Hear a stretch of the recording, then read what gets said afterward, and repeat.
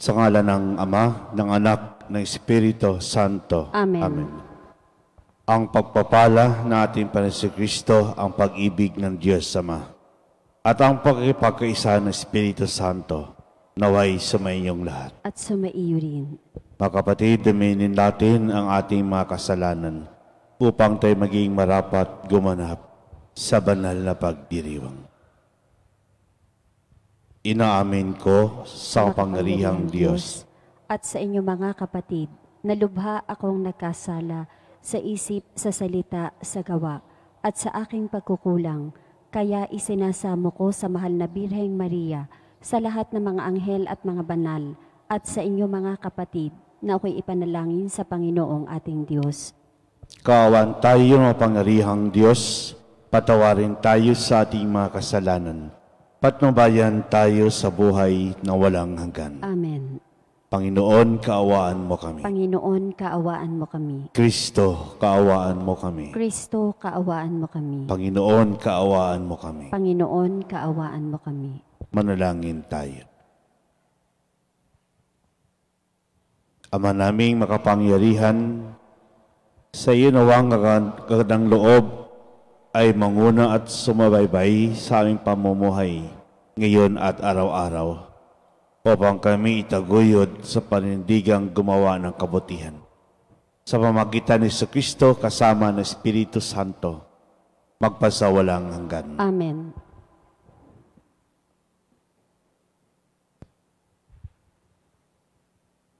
Pagbasa mula sa sulat ni Apostol San Pablo sa mga taga-Galasya.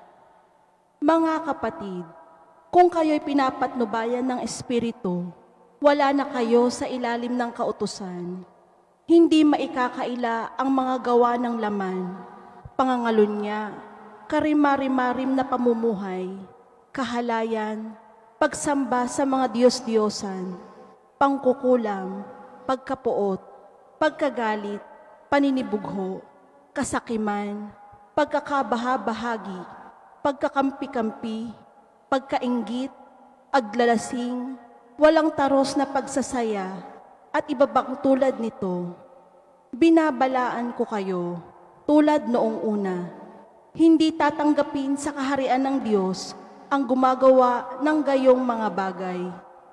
Subalit ang bunga ng Espiritu ay pag-ibig, kagalakan, kapayapaan, katiyagaan, kabaitan, kabutihan, katapatan, kahinahunan, at pagpipigil sa sarili. Walang utos laban sa ganitong mga bagay, at pinatay na ng mga nakipag-isa kay Kristo Jesus ang likas nilang pagkatao, kasama ang masasamang pita nito. Ang Espiritu ang nagbibigay buhay sa atin, kaya ito rin ang dapat maghari sa ating mga buhay. Ang salita ng Diyos. Salamat sa Diyos. Salmong tugunan, ang sumusunod sa puon ay sa liwanag hahantong. Ang sumusunod sa puon ay sa liwanag hahantong. Mapalad ang taong hindi naaakit niyong masasama, upang sundan niya ang kanilang payot maling halimbawa. Hindi sumasama sa sinumang taong ang laging adhikay, pagtawanan lamang at hamak-hamakin ang Diyos na dakila. Ang sumusunod sa puon ay sa liwanag hahantong. Ang katulad niya'y isang punong kahoy sa tabing batisan. Sariwa ang dahot, laging namumunga sa kapanahunan, at anumang gawin ay nakatitiyak na magtatagumpay. Ang sumusunod sa puon ay sa liwanag hahantong. Ngunit ibang-iba ang masamang tao, ipa ang kawangis. Siya'y natatangay at naipapadpad kung hangi umihip. Sa taong matuwid ay Panginoon ang siyang mag-iingat, ngunit kailanman ang mga masama ay mapapahamak. Ang sumusunod sa puon ay sa liwanag hahantong.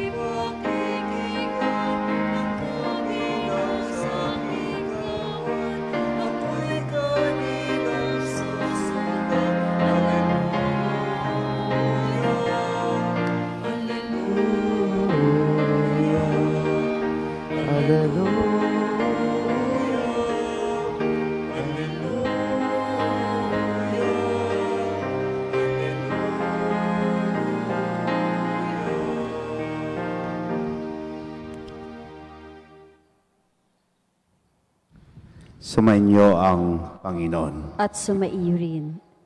Ang mabuting balita ng Panginoon ayon kay San Lucas. Papuri sa iyo, Panginoon.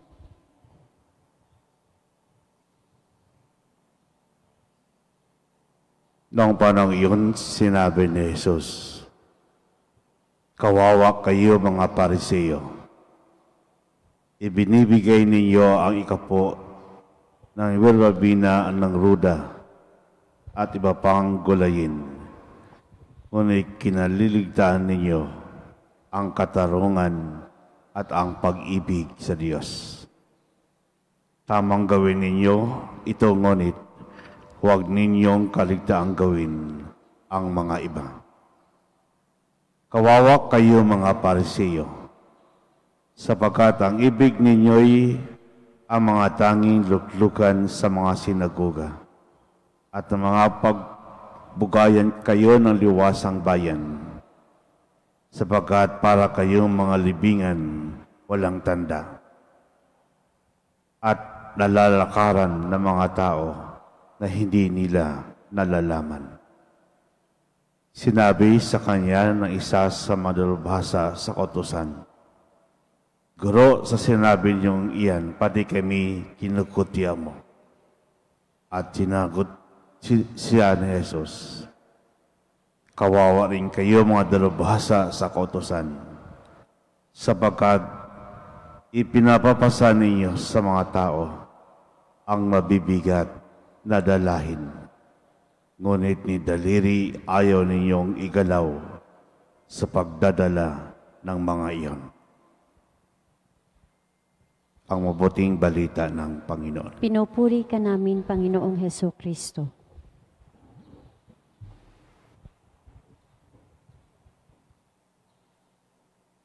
Magandang umaga po sa lahat.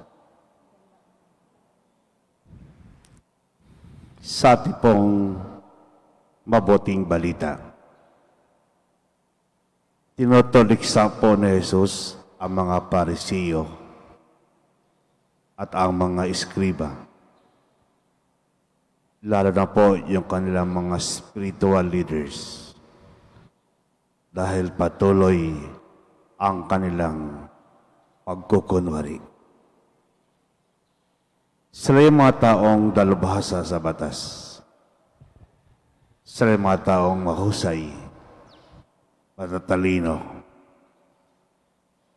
at magaling kung pag-usapan natin ang batas.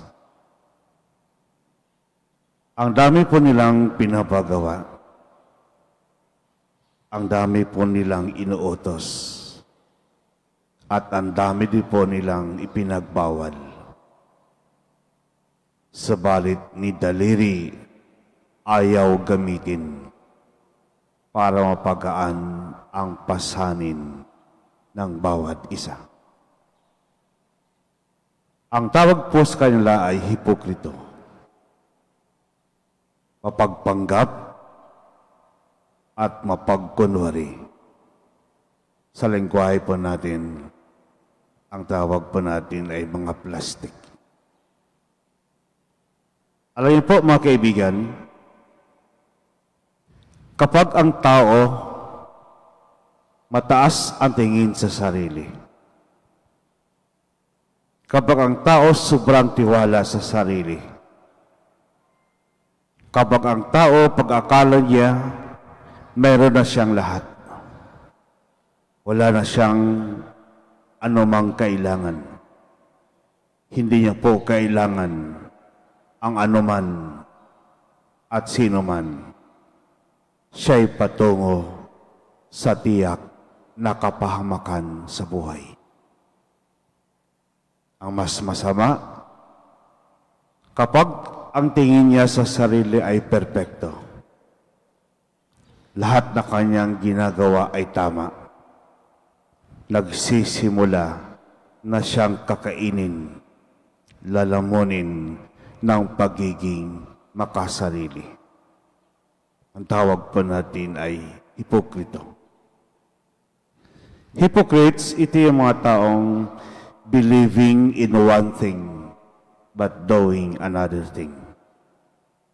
a lot of orations, but there's no depth at all. Ito yung mga taong maingay, ito yung mga taong madaldal, subalit walang laman. Kaya po, ang ating komunidad, ang ating pamilya, is not trimmed and limited to this kind of attitude. Otherwise, the end product of this is hypocrite. Kaya po, ang komunidad at pamilya na ating inahangad ay isang komunidad at pamilya na kung saan nagahari ang Diyos. Kapag nagahari ang Diyos sa ating komunidad, sa ating pamilya, magkaroon po ng kapayapaan, pagkakaisa, pagtutulungan, at pagmamahalan. Kaya po, kung ating titingnan, ang hamon po sa atin ng ating pagbasa sa araw na ito, hubarin po natin yung ating pagkukunwari. Alisin po natin yung mga bagay na sakabal sa buhay. Huwag nating tularan ang mga parisiyo at eskriba. Hubarin po natin ang ating sarili na lahat ng ating pandabas para matakpan lamang ang ating mga kasalanan at pagkukulang sa buhay. At kapag mahubad natin ito sa ating sarili, makamtan natin ang buhay na walang hanggan. Mapasa atin ang langit na inihanda ng Diyos sa bawat isa.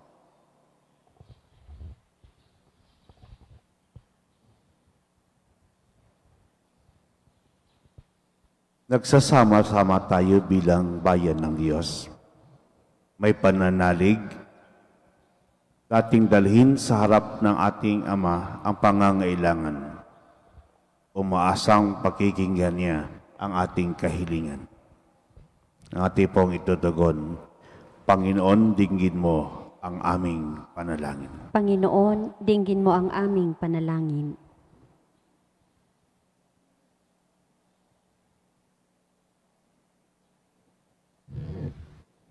Ang simbahan naway maging mulat sa kanyang responsibilidad na isulong ang katarungang panlipunan sa pamamagitan ng kanyang paglilingkod sa mga dukha.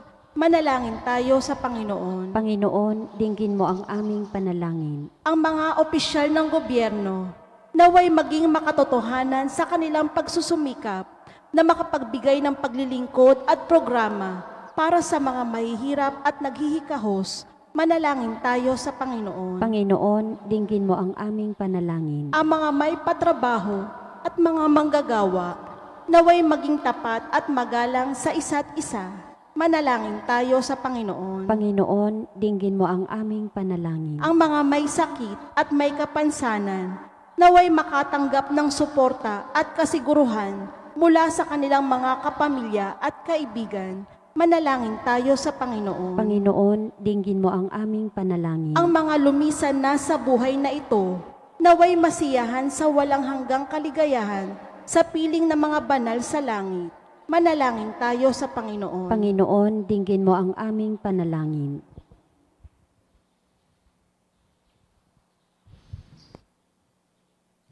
Ama naming nasa langit, palalimin mo ang aming panampalataya upang umunlad kami sa iyong pag-ibig at laging maglingkod sa iyo ng may kabutihang loob at katapatan.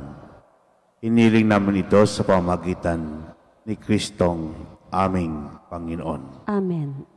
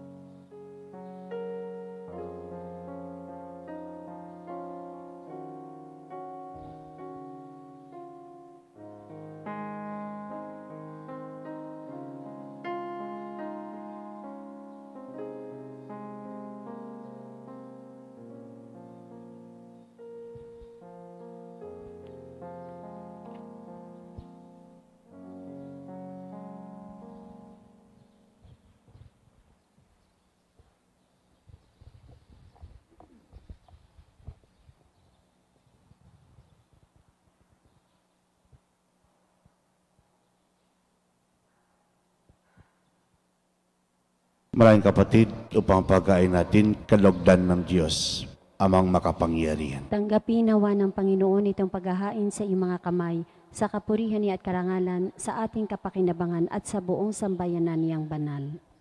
Ama naming lumikha, tanggapin mo ang aming mga panalangin na sumasaliw sa aming paghahain, upang sa ginaganap naming pagdiriwang, kami makatawid sa kalwalhatian. Sa pamagitan ni Jesucristo kasama ng Espiritu Santo, magpasawalang hanggan. Amen. Sumainyo ang Panginoon. At sumaiyo rin. Itaas sa Diyos ang iyong puso at diwa. Itinaas na namin sa Panginoon. Pasalamatan natin ang Panginoong ating Diyos. Marapat na siya ay pasalamatan. Ama namin makapangyarihan, tunay marapat ni kay aming pasalamatan. Sa pamagitan ni Jesucristo na aming Panginoon. Siya ang salitang katawan mo't kapiling ng lahat ng umiral ay iyong likhain. Siya'y sinago mo para kami sa gipit palayain. At siya'y kinalingan ng mahal na Berhen na naging kanyang inang totoo sa kapangyarihan ng Espiritu Santo. Inako niyang sundin ang loob mo at kamtin ang sambinang banal para sa iyo. Pinagtiis ang iyon sa krus ang kanyang mga kamay upang magwakas sa kamatayan at mahayag ang pagkabuhay. Kaya kaisa na mga anghel nagsisiawit ng papuri sa iyo, nang ulang humpay sa kalangitan, kami nagbubunyi sa iyong kadakilaan. Santo, Santo, Santo, Panginoong Diyos ng mga hukbo, napupuno ang langit at lupa ng kadakilaan mo, o sana sa kaitaasan. Pinagpala ang naparirito sa ngalan ng Panginoon, o sana sa kaitaasan. Ama naming banal, ikaw ang bukal ng tanang kabanalan. Kaya't sa pamagitan ng Espiritu kay banal ang kaloob na ito, upang para sa aming maging katawan at dugo ng aming Panginoong Jesucristo. Bago pinagtisang kusang loob na maghihandog, hinawakan niyang tinapay. Pinasalamatan kaniya. Pinaghati-hati niyon inabot sa kanyang maalagad at sinabi, "Tanggapin lahat ito at kanin. Ito ang aking katawan na ihandog para sa inyo."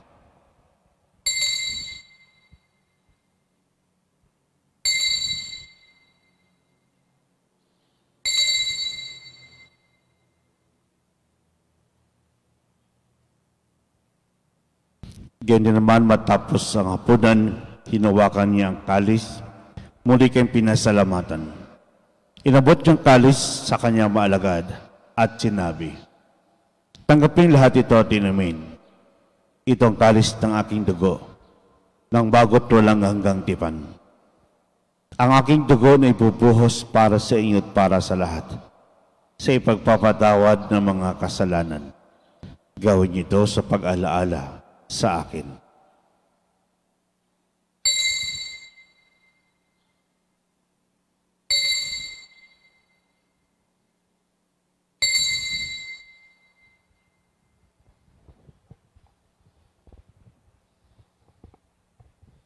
Ipagbunyi po natin ang misteryo ng pananampalataya. Si Kristo'y namatay, si Kristo'y nabuhay, si Kristo'y babalik sa wakas ng panahon.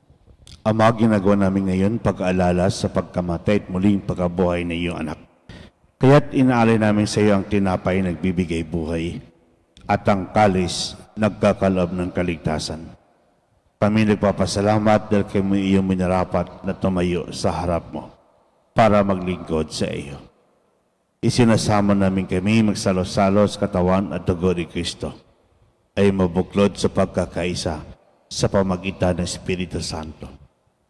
Ama, lingapin mo simbahang laganap sa buong daigdig. Puspusin mo kami sa pag-ibig kaisa ni Francisco na Papa, ni Gilbert Deming Obispo at ng Tanang Kaparian. Alalahanin mo rin kapatid naming nahimlay na may pag-asang sila'y muling mabubuhay, kaya hindi lahat ng mga pumanaw. Kawaan mo sila't patuloyin sa iyong kaliwanagan. Kawaan mo pidapating kami lahat makasalo sa iyong buhay na walang wakas. Kaysa naman na Birhing Maria, kaysa namang Anghel, Apostol at lahat ng mga banal na namuhay dito sa daigdig ng kalugod-lugod sa iyo. Ipagdiwang nawa namin ang pagpupuri si kararangal mo sa pamagitan ng iyong anak na aming Panginoong Hesus Kristo. Sa pamagitan ni Kristo, kasama niya at sa Kanya, ang lahat ng parangal at papuri sa iyo, Diyos sa makapangyarihan, kasama ng Espiritu Santo, magpasawalang hanggan.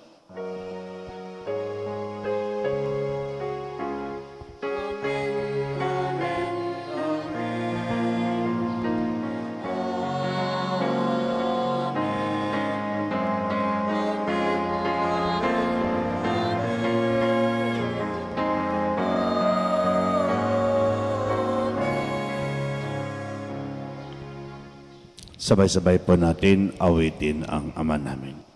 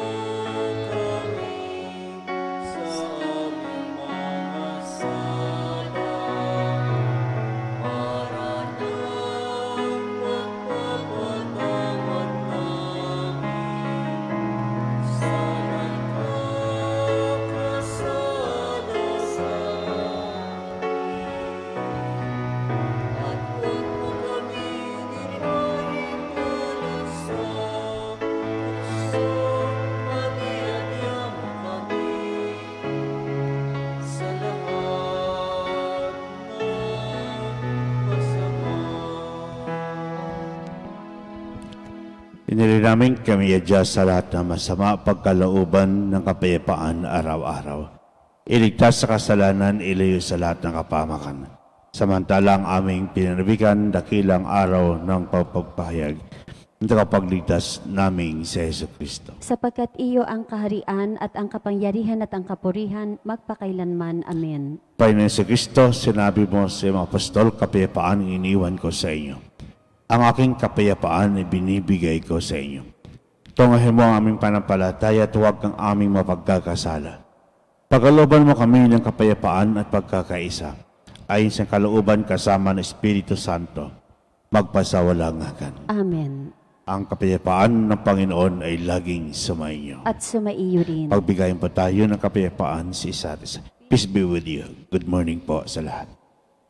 Kordero ng Diyos na nag-aalis ng mga kasalanan na sanlibutan, maawa ka sa amin. Kordero ng Diyos na nag-aalis ng mga kasalanan na sanlibutan, maawa ka sa amin. Kordero ng Diyos na nag-aalis ng mga kasalanan na sanlibutan, ipagkaloob mo sa amin ang kapayapaan.